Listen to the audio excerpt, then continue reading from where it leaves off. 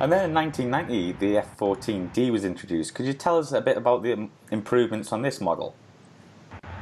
Well, the F-14, weapon system-wise, had essentially, from the early 70s when the airplane was developed, until then, had really no significant upgrades to the weapon system.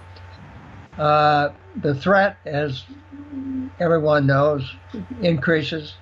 Capabilities that you'd like to have increase and what have you. So there was a plan to replace the radar, the AUG-9, which is essentially an analog radar. They went with a APG-71, which is a digital radar, much more capable. Cockpit displays were changed. There are a lot of subtle little things inside the airplane in the cockpit. Unfortunately, as always, there were fiscal constraints on the upgrade. Whereas, I'll use as an example, when the Air Force decided they wanted to make an attack airplane out of the F-15 C, which is a fighter, and they wanted to make the E, which is a ground attack airplane, they essentially gutted the airplane and put all brand new stuff in it.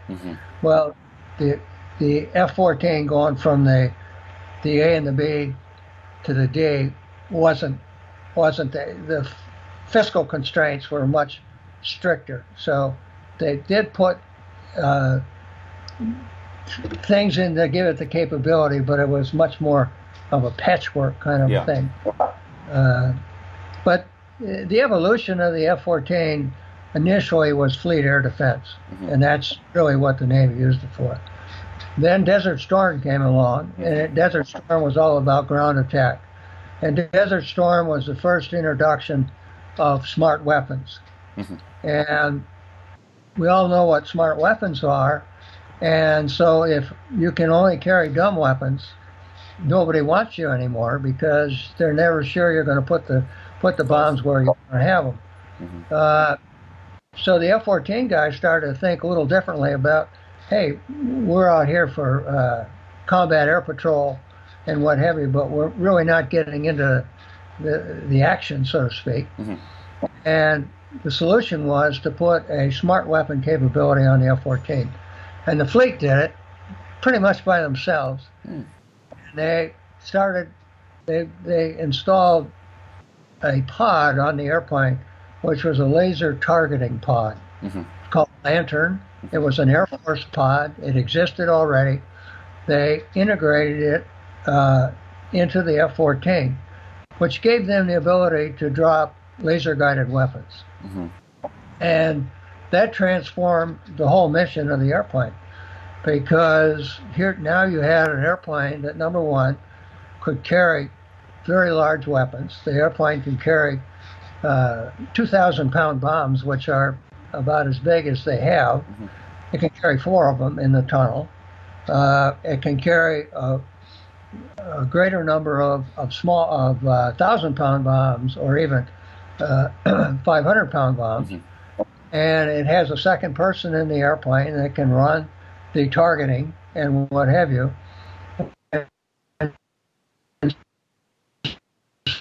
So it's a point of choice in later conflicts, because it could stay there. It could stay there longer. It normally had bigger weapons, more of them, and had a second person in there to run the whole show in the back seat. And once again, the range and the payload of the F-14 paid off, because that was the other aspect of it.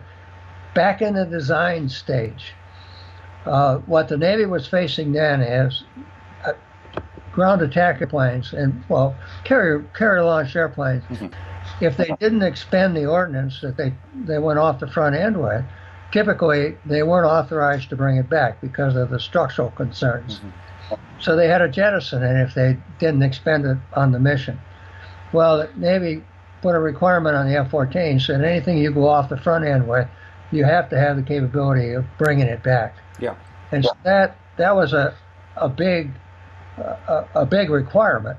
And so basically, once again, when you get into areas that where you have certain ordnance going off the front end, and it's Phoenix. You obviously don't want to jettison a Phoenix because it's too heavy to bring back aboard. And the same is true for the smart weapons. And so the F-14 was able to launch with these things. If it didn't expend it, it was able to bring them back. So it was trusted on the from the ground guys that the F-14 was capable of doing the air-to-ground roll. Well, they loved the F-14. I mean, if obviously they didn't have the capability to dictate what airplane was supporting them. Yeah. But they're always pleased to hear there was an F-14 because of the factors that I just mentioned to you. Some of the pictures I've sent you were taken during what was called the pre-deployment update for the F-14D. But you'll notice on that airplane that in the tunnel were 4 Mark 84s, which are 2,000-pound bombs. And the performance of the airplane was remarkable with the weapons on board. It is because it's a big airplane. With the F-110s, it's not hurting for thrust. And so it really is a ideal situation for both the air-to-ground and air-to-air roll. So did the F-14 have more capability to carry more ordnance than the F-14A, or B even for that matter? Well, the type of ordnance that, basically that the airplane was designed to carry Mark 84s in the tunnel, and anything less than that. The airplane was designed to carry Phoenix out on the glove pylon, which is a 1,000-pound missile. It was also out there you can carry AIM-9, Sidewinders, and Sparrow missiles, and any kind of a mixture of those depending on what the mission requirements are. And you'll notice in that picture, you may notice, is the airplane has HARM missiles on the pylons. They wanted to investigate that, and so we cleared HARM on the airplane to the limits that the missile manufacturer allowed. But then the software never really got into the airplane and decided they didn't have the money to do that. So you'll never see an operational F-14 with a HARM on it. But I remember during that program, the performance of the airplane was so impressive that we would get out to the carriage limits of the HARM and we'd be at partial power.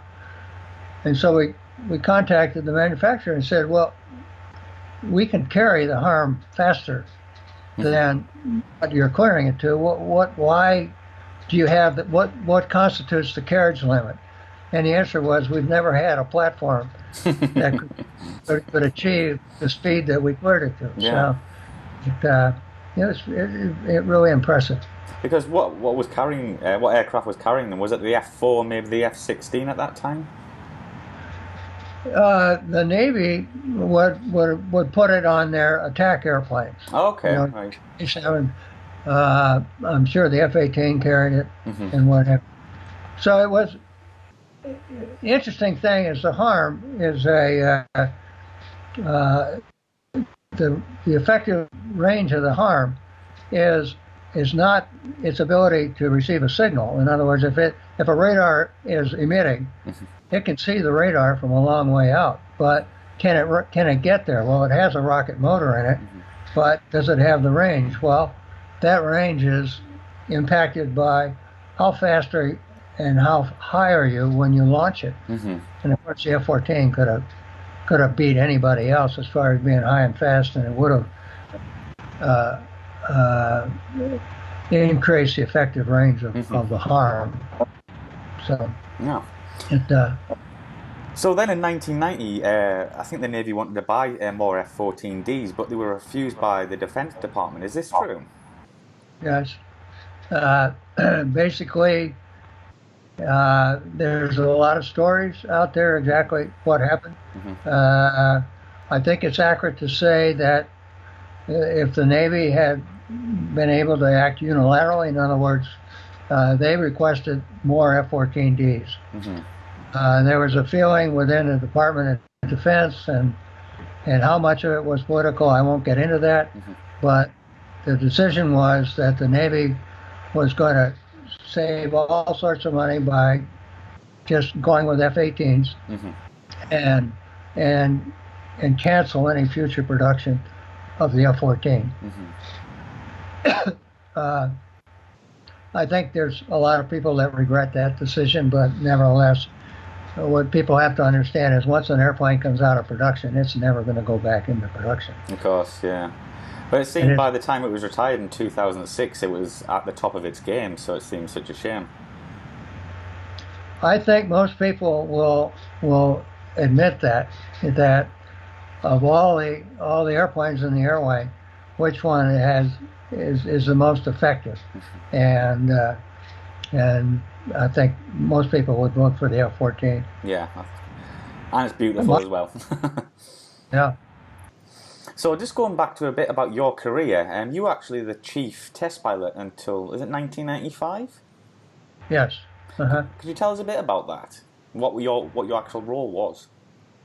Well, I joined the company as a experimental test pilot. We had different categories, and all that meant was that you were authorized to do envelope expansion with the airplane, what have you. And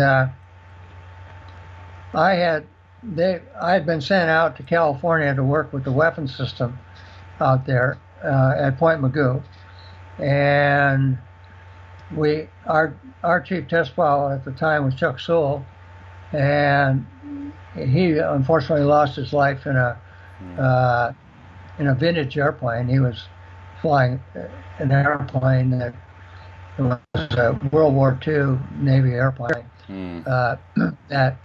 So when they were out of chief test pilots at that point, and so they offered me the opportunity to come back to New York and become the chief test pilot, and then from there I ended up having the whole flight test thing,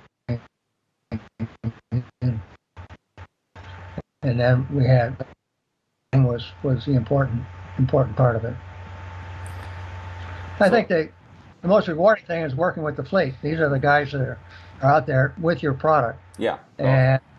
And sometimes they will encounter things that nobody else had thought about, and what have you. And so, I'd like to think that Grumman was very, very responsive to fleet inputs. When the fleet had a problem where they wanted a modification, Grumman would do to the best of their, within the constraints of having the funding and what have you, that to make the modifications that the fleet was looking for. Sounds like you had a great career with Grumman then. Grumman was a unique aerospace company, mainly because it was non-union. And typically all the large manufacturers, even today, are union shops. And what does that mean? It means that there were numerous attempts by the union to come into Grumman, and the management was smart enough to keep the employees very, very happy, and therefore they wanted no part of the union. And the benefit of that is that typically when we would take an airplane on the road for a project, that we would have a relatively small crew, because our electricians would, if we had an engine change, they'd be down there working with the engine people, and everybody was pitched in when anything needed to be done.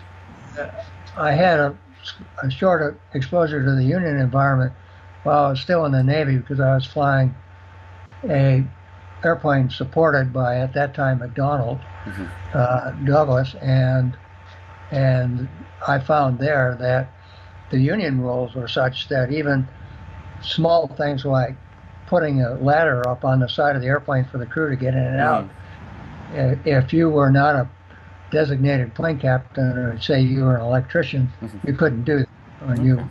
suffered consequences if you did because you violated the union rules. So not a way to run a business in my mind. No. So, did you have any scary moments or memorable moments while being a test pilot? I'm sure you No. probably did, but too many to talk about. Well, it's interesting because you are so involved in what's going on and what's happening. You don't really have time to think about that. And the other thing that you gain a real sense of confidence in the competency of the people you're working with. I had probably a good example was after when I joined the company. One of the times is we had made a small change to the flight control system in the longitudinal axis, and so before they would authorize the change, we had to prove that it had no adverse consequences. So in the brief for the airplane, for the flight, they said, okay, at this point we would like you to go out to 800 knots at 5,000 feet.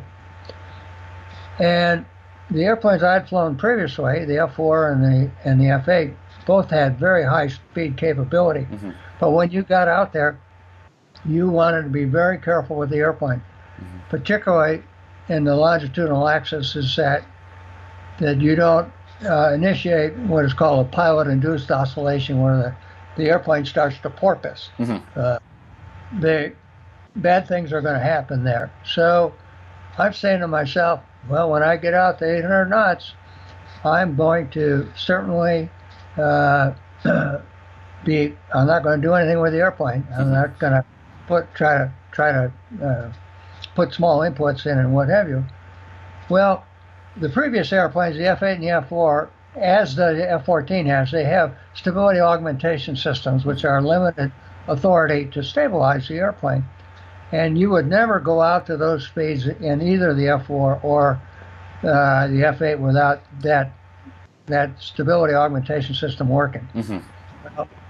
So on the F14, I said, okay, so I'm out to 800 knots. What's next? And they said, reach over and turn the pitch augmentation off. Thinking, you got to be kidding me. Said, well, you sure about that? Yeah, you'll be fine. So I said, okay, after I've done that, now what do you want me to do? They said, give the stick a rap. And what it means is with your fist is to hit the stick to induce an oscillation and see that the airplane damps it out. Well, I thought they were kidding me. I said, you don't want me to do that. They said, you'll be fine. And lo and behold, the airplane is very highly damped, not a problem. Wow. Now, that same thing, well, there's a video of the initial high-speed testing of the F4 where the airplane went into a PIO and destructed. And so, I mean, it's a very dangerous environment, but the F14, once again, just the basic airframe had incredible flying qualities. Interesting enough, the F14D included a infrared search and track IRST system, which the Soviets, or I should say the Russians now, are very, very strong in this, because what it does is it detects the IR signature of airplanes and the infrared, and basically if the airplane's flying at any kind of speed through the air, it's going to generate heat and it's going to show up and what have you. The F-14 had it. The newer airplanes so far have it. So the F-14 had capabilities, and the other thing is that it was a big airplane, so it had a lot of volume in it. So as all these various missions came up and various capabilities and everything, they all fit in the airplane. It wasn't a matter of finding a place for them to go. So if I could do one thing to the F-14, resurrect it and make one change to it, is I would put a fly-by-wire control system, flight control system in the airplane, and it would have major benefits. But Yeah. you know, we're talking pipe dreams. Yeah. So one thing I forgot to ask, an early thing, why is the F-14 C missing out? Where did that go? So which one? The F-14 C, it seems to be missing an upgrade there. Oh, actually, way back when, in the initial part of the program, there was the F-14A. Then the F-14B was a planned upgrade, which I believe was part of that was the 401 engine. And then there was a C that developed. So there was an initial plan. There was an A, a B, and a C. Well, that went by the boards very, very quickly. So the B eventually became an A with F-110 engines in it. And some other changes, but basically the F-110 in the A airplane. And then the D was the avionics, the radar upgrades, and the ejection seats were changed. There were significant changes to the D. Now, where did the C go? That's a good question. It was there initially, but like everything else, it kind of just disappeared. Yeah. So, is there anything else you would like to add before I go into some personal questions to wrap up this interview? Well, I don't know. I think, basically, people always are curious about flight testing. I feel very, very fortunate because I had a chance to participate both on the Navy side and on the contractor side. And a good example of that would be in carrier suitability, because on the Navy side, you get to go take a new design to the ship and determine how slow you can shoot it off the catapult.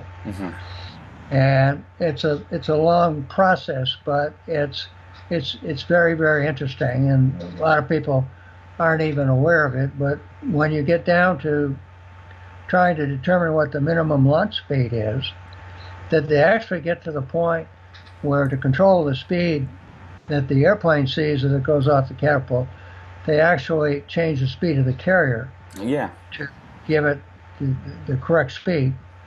But anyways, when you determine that, then the fleet will never, ever be shot off within 5 knots of that. And then typically, they'll give them 10 to 15 knots extra.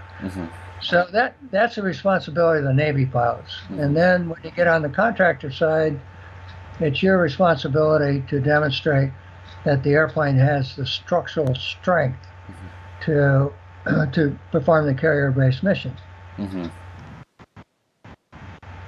The Navy, everything is controlled aviation by Naval Air Systems Command, and they write the requirements for demonstrating the airplane.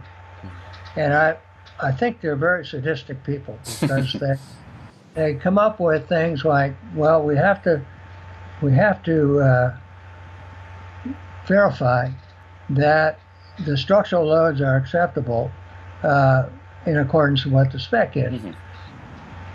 The typical carrier landing, and most people I think are aware, Navy airplanes don't flare; they just fly a constant rate of descent to touchdown. Required to do that because of the precision required of where they touch down. So a typical on a fleet airplane is probably landing in the area of 12 or 13 feet per second, which is fairly good descent rate. But the design requirement for the airplane to give it margin is over 25 feet per second. So when they determine these limits, there's no, unlike some of the others which have a 1.5 safety factor, the carrier suit design thing does not. So they give you the option of saying you can either demonstrate 25 feet per second once, or you can demonstrate 80% of it, but you have to do it 3 times. And so you say, why do they make it 3 times? What do you learn after you've done the first one? And my personal belief is if you have to do it 3 times, they're hoping you're going to overshoot, and they'll get a higher sink rate landing. But basically, then they say, well, wait a minute.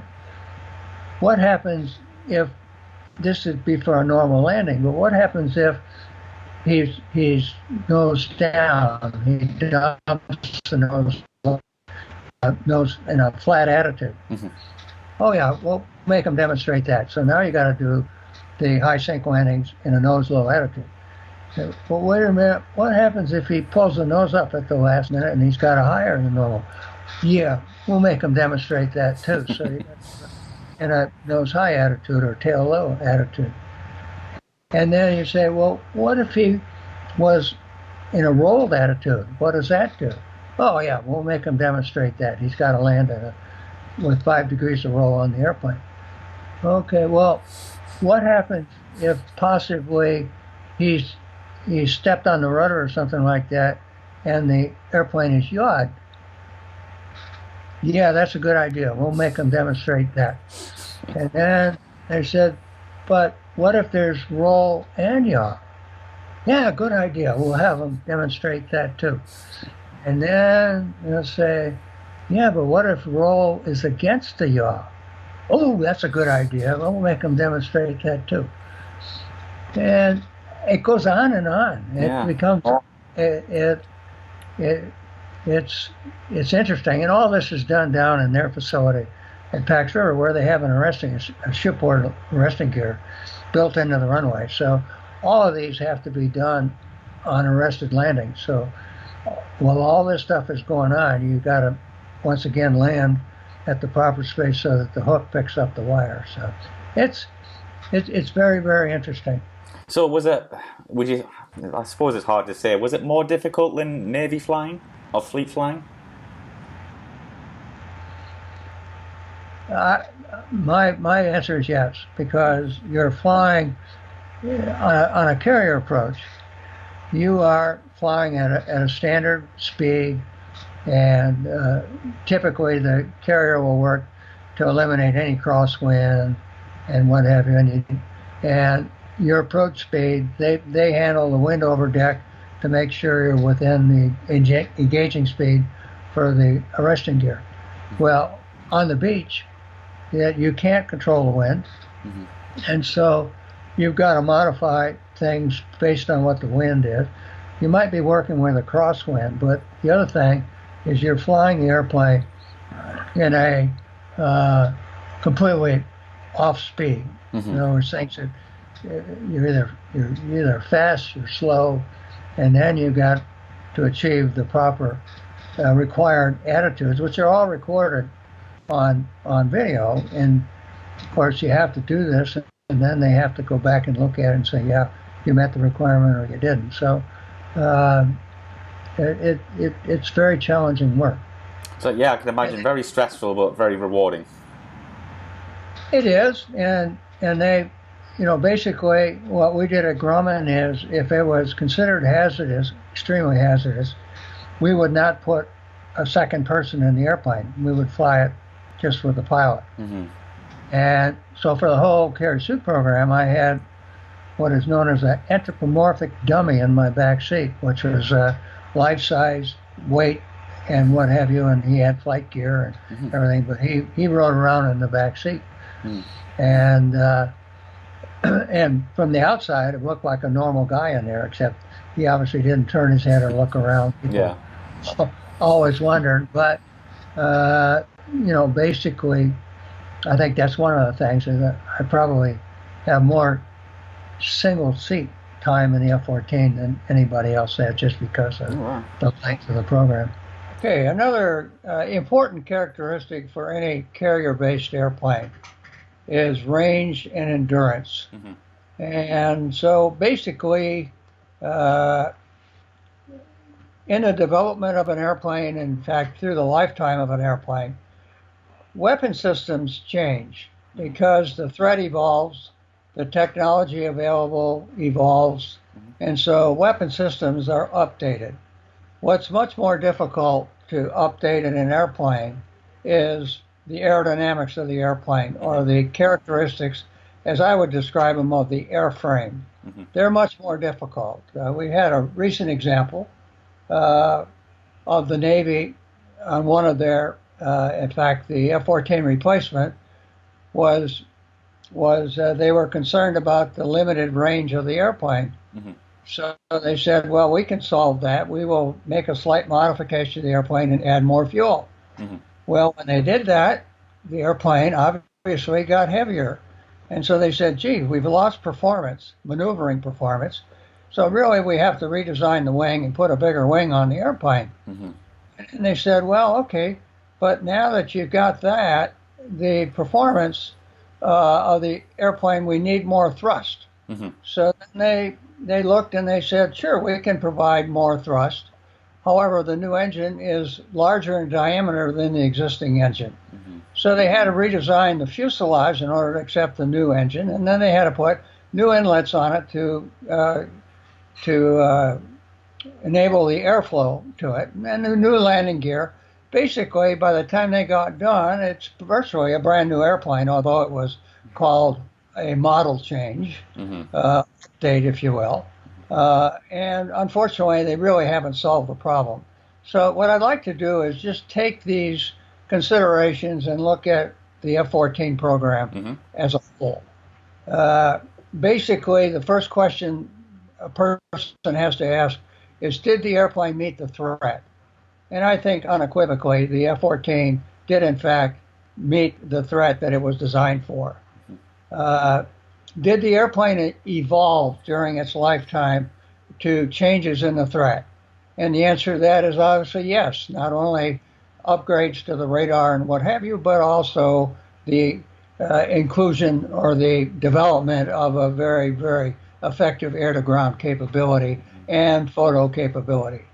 So, and then the next thing you have to ask about any given airplane, how long was it in service? And in case of the F-14, I think I calculated it's 36 years from the first flight of the airplane until the retirement. So that's a long span, particularly for a fighter. Definitely, yeah. So basically, when the decision is made to retire the airplane, what drives that decision? One consideration could be that it no longer meets the threat. It no longer meets the requirements. I don't think anybody would dispute that that didn't apply to the F-14. The next thing is there was a better option available, another airplane that could do the same mission or better, and at a more economical cost. I think that has been put to bed as far as the F-14 goes. And then the one that has control over is the airplane could be retired because of the political environment.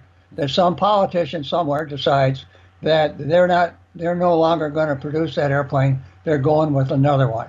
And it doesn't matter what the operators of the airplane, in this case the U.S. Navy, wants. It doesn't matter. The politicians know better.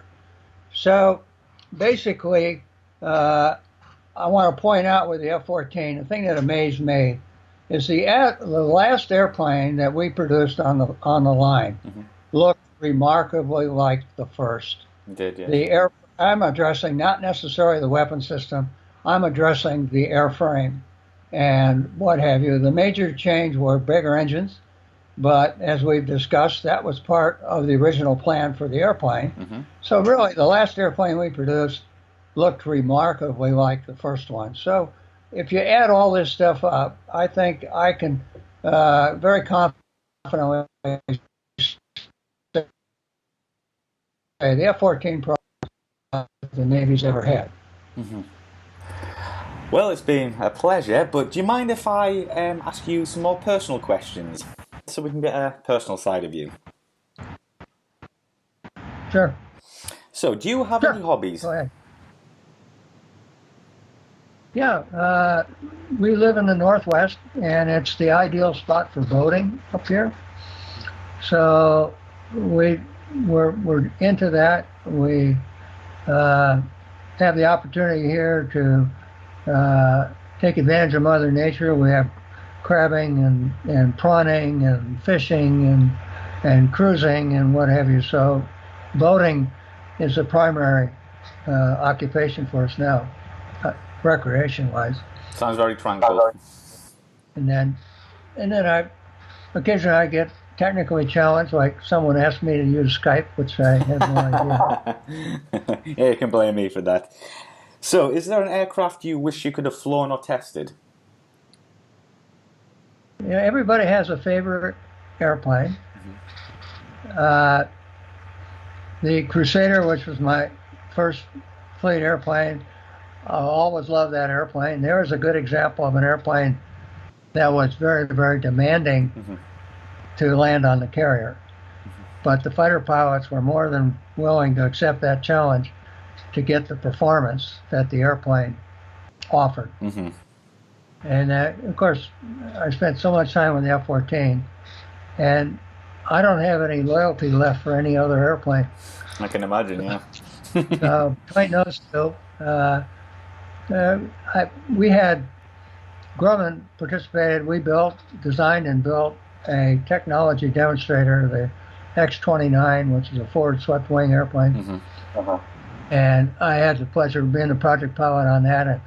And it was very, very challenging, interesting, and a great experience. So I guess through my association between the Navy and Grumman, there's not another plane out there that I say, gee, I wish I could have flown that one. I'm going to ask you a question from one of our viewers.